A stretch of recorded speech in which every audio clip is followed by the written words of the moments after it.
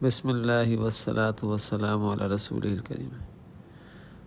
پیارے دوستو، پیارے ساتھیو، ہمارے حضرت ارشاد فرمایا کرتے تھے کہ ہم نے اللہ کے اور اللہ کے ولی کے سنگم دیکھے ہیں،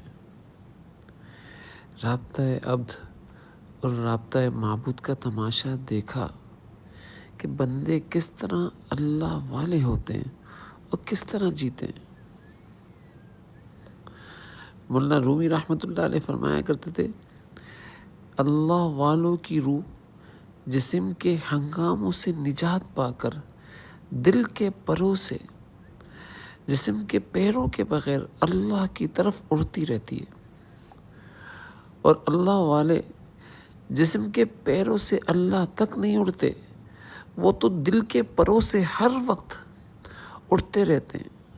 ہر وقت ان کے دل کا رابطہ اللہ تعالیٰ کے ساتھ ہوتا ہے۔ دوستو، زاہد خشک محبت سے خالی لوگوں کی سیر اللہ ہر مہینے میں ایک دن کی مسافت ہوتی ہے، اور ایک مہینے میں ایک دن کا سفر زاہد خشک طے کرتا ہے، لیکن جو اللہ کے عارفین ہوتے ہیں، عاشقین ہوتے ہیں، ان کی سیر اللہ ہر سانس میں اللہ تک ہوتی ہے۔ ہر سانس میں وہ عرش اعظم تک اڑتے ہیں، ہر سانس میں وہ فرش سے عرش تک پہنچتے ہیں۔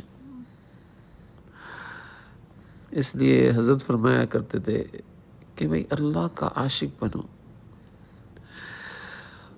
اللہ اپنے عاشقوں کو وہ سیر اور قرب دیتے ہیں جو نظر نہیں آتا۔ دوستو، جہازوں کی پرواز تو نظر آتی ہے، لیکن اللہ والوں کی پرواز نظر نہیں آتی۔ اللہ تعالی ہم لوگوں کو اللہ والا بنائے، آمین، اور ہمیں اپنی ذات تک پرواز عطا فرمائے، آمین۔ میری ماں، میری بہنیں بیٹیاں، فجر کی نماز کا وقت ہو گیا، اللہ کے دربار میں حاضر ہو جائیں۔